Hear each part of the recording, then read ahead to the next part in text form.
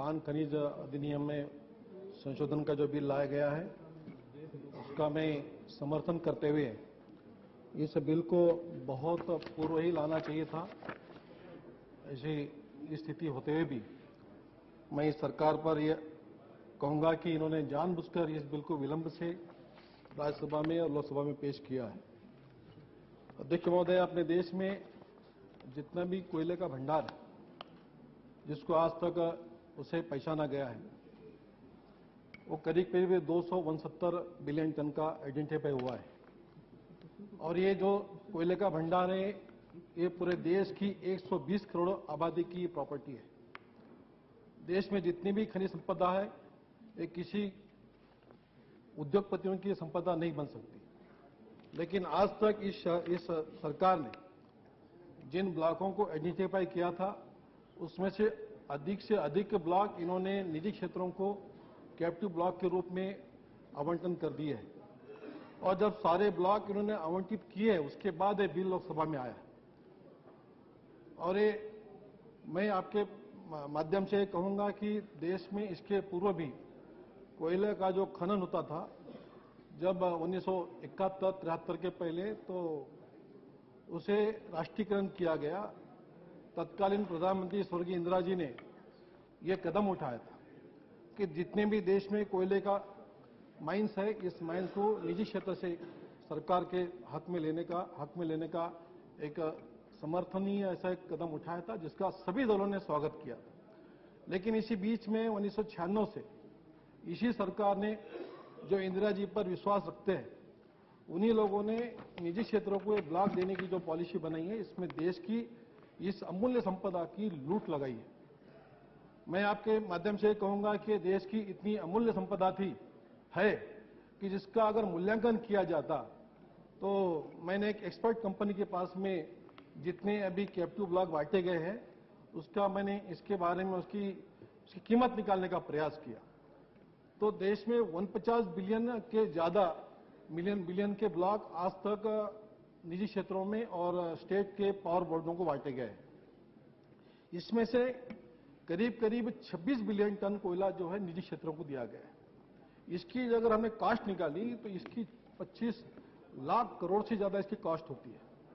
मैं लोकसभा में जिम्मेदारी के साथ कह रहा हूं कि इतनी कीमती हमारी खनिज संपदा को इस तरीके से बांटा गया है कि जिसे बंदरबाट हम कहेंगे और वो भी 120 करोड़ की यह संपत्ति को इन्होंने 120 लोगों को बांटा है।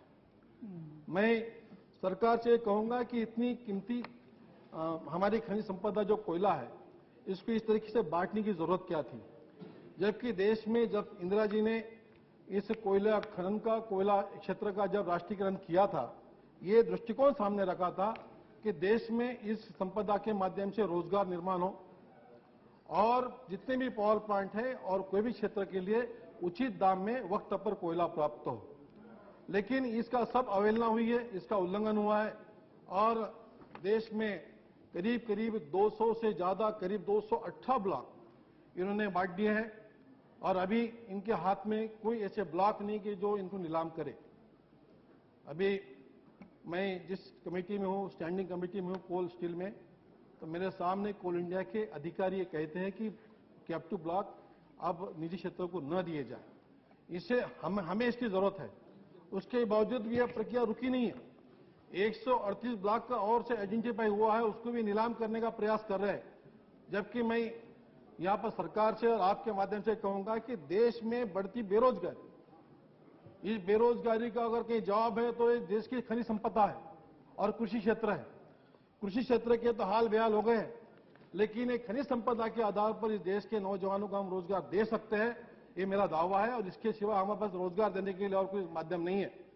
एक कोयला ही नहीं है तो आयरन ओर भी है, अनेक संपदा है, बॉक्साइट है। इन सभी चीजों को जिसने भी एप्लीकेशन दिया उस कंपनी को उस निजी क्षेत्रों को बांटने के लिए आगे पीछे नहीं देखते और लेते क्या है, जिस कोयले का दाम है 2000 रुपया एक टन का, उसमें से 45 रुपया से लेकर तो 180 रुपया तक रॉयल्टी के रूप में लिया जाता है। और इतनी कीमती अपनी खनिज संपदा कोयले को ये मुफ्त में बांटते हैं, इसको नीलाम नहीं करते आज तक। और इतने सारे ब्लॉक बांटने के बाद में अब सरकार को अभी होश आया है अभी नीलाम करने के लिए जा रहे हैं। मैं स्वागत करूंगा, लेकिन सरकार ने जो अपराध किया है, इतनी सारी संपदा को लोगों में बांटकर जो गुनाह किया है, इसके लिए भी मंत्री यहां जवाब दें। क्यों तो इस देश में अगर हम एक कोयले के ब्लॉक अगर कोल इंडिया को ही देते, अगर उन्हीं के लिए रख देते, तो शायद हम रोजगार इसमें बढ़ाते थे। आज अवस्था यह है अध्यक्ष महोदया कि जहां पर कोल इंडिया में 10 साल पहले 7 लाख से ज्यादा वहां पर एम्प्लॉय काम किया करते थे, आज इस अवस्था में पे 3,96,000 एम्प्लॉय काम करते हैं और उत्पादन बढ़ता जा रहा है। लेकिन इन्होंने एम्प्लॉयमेंट भी कम किया और देश की इतनी कीमती संपदा को इन्होंने बर्बाद लुटा दिया है। और जिन लोगों को इन्होंने कोल ब्लॉक को आवंटन किया है, उसके बारे में भी इन्होंने कुछ शर्तें रखी थी। इसमें बैंक गारंटी चाहिए थी इनको, जिन कंपनियों ने इनको बैंक गारंटी देना थी उसको हर साल के साथ रिन्यूअल करना था। और 96 से लेकर लगातार ब्लॉक बांटते आ रहे हैं और किसी भी निजी कंपनी से इन्होंने बैंक गारंटी का अभी रिन्यूअल नहीं किया है। और जिन कंपनियों को शर्त पे ब्लॉक बांटा गया था कि जहां पर कोयले का ब्लॉक है, कोयले का भंडारण है, वहां पर अगर फॉरेस्ट लैंड है तो उनके लिए 48 माह का अवधि दिया गया था, और जहां पर फॉरेस्ट लैंड नहीं है तो वहां पर 36 माह में कोयले का उत्खनन प्रारंभ होना चाहिए। इनका एक जवाब आता है हमें, हम जब प्रश्न पूछते हैं कि देश में कोयले की जरूरत है, कोल इंडिया कोयला पूरा नहीं पुरा सकती है, इसलिए निजी क्षेत्रों को दिया है। लेकिन निजी क्षेत्रों को देने के बाद भी निजी क्षेत्र ने इसका उत्खनन नहीं किया। मैं यहां पर आपके सामने जिम्मेदारी से कहता हूं कि जिन जिन कंपनियों के उन्होंने कोयले के ब्लॉक बांटे हैं, उनमें से अधिकांश कंपनियां ब्लॉक लेने के बाद में उन्हें नीलाम करने के उन्हें बेचने के फिराक में है। और जहां जहां पर जिनके हाथ में ब्लॉक आए हैं कोयले के, उसमें से अधिकांश ब्लॉक का मैनेजमेंट चेंज किया जा रहा है और दूसरे कंपनी को बेचा जा रहा है। और बेचते वक्त में जो राशि प्राप्त हो रही है वो हजारों करोड़ रुपए में प्राप्त कर रहे हैं। इस तरीके से देश में जो खनिज संपदा है, इसका इस सरकार ने अभी तक जो बर्बाद किया है, ये अपराध किया हुआ है। मैं आपके माध्यम से ये कहूंगा कि जिन कैप्टिव ब्लॉक की बात ये कह रहे हैं, ये सिर्फ कैप्टिव ब्लॉक ही नहीं बांट रहे, ये कमर्शियल ब्लॉक भी बांट रहे हैं। और कमर्शियल ब्लॉक देकर ये निजी क्षेत्रों को ये प्रोत्साहन देते हैं कि ये कोयले के भंडारण आप मुफ्त में लीजिए और कमर्शियल ब्लॉक के रूप में और किसी को बेचिए। इसके मेरे पास में कई ऐसे उदाहरण हैं, मैं आपके सामने उसको पेश भी करूंगा। और इस तरीके से देश की कीमती संपदा को आज तक ये बर्बाद करते आए हैं, लुटाते आए हैं। इसको अपनी निजी संपदा समझकर इस यूपीए ने अपने सरकार की संपदा मानकर जिस तरीके से आज तक अभियान चलाया था, इसे निश्चित अभी ब्रेक तो लगेगा। लेकिन मैं इसमें यह सबमिशन करूंगा कि अभी तक जितने ब्लॉक बांटे हैं